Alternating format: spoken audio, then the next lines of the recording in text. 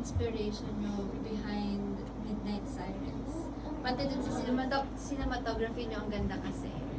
Ayun, thank you. Okay, so I think, yeah.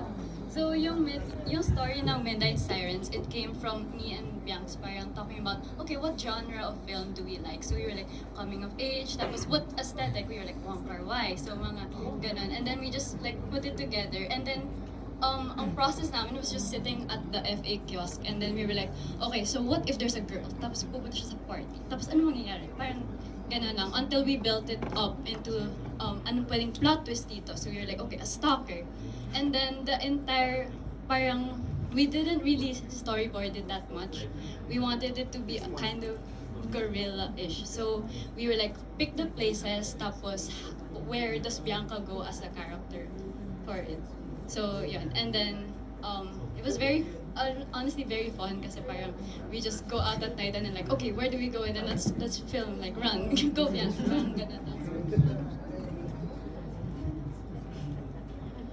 So, yung mga scenes namin mostly, hindi siya pinagplanuhan. Parang, kung nang nag-shoot kami, dun lang siya parang nabubuo, tsaka lang siya nagbe-build up yung story. Parang, pag may nakikita kaming scene, or may nakikita kaming area, parang naiisip, dun pumapasok sa isip namin, parang bagay dito yung story ni ate.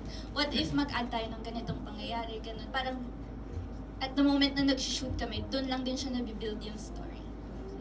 So, to add na lang rin dun sa mismong inspiration ng Midnight Sirens. Kasi, since nung pinitch nga nila yung parang a girl with like this, and then the first thing that came into my mind was K-pop idols na very like Sunmi or like very mermaid siren talaga na vibe. So, Red Velvet, Twice, yan yung mga girl groups na pinapakinggan namin during shoot. Doon na din na-came about yung mismong styling and yung mga mismong trailer na, especially Red Velvet, oh my god. Grabe. The amount of times na sabi ko sila, panoorin yung trailer na to, panoorin yung gusto mong vibe, ito yung gusto mong vibe na gawin natin. And then from there, dun talaga kami na sumugot. Tsaka siguro nakita ko rin na favorite namin siya kasi nga very spontaneous siya. So very, yun nga, parang tara, shoot tayo ngayong gabi. Tapos ano lang pwede, mahanap, sige, ikot tayo sa likod ng Katipunan, ganyan. And tapos yung, ano yun?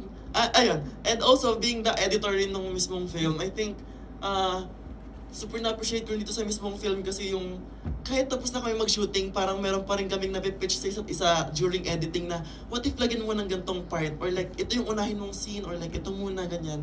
And doon namin mas nakita na even during the post-production, doon pa lang din talaga namin mismo binubuo yung script tsaka yung mismong story ng film na yan. Kaya siguro naging favorite namin siya kasi very fun and yung surprise sa kanila nung seeing the fire and stuff.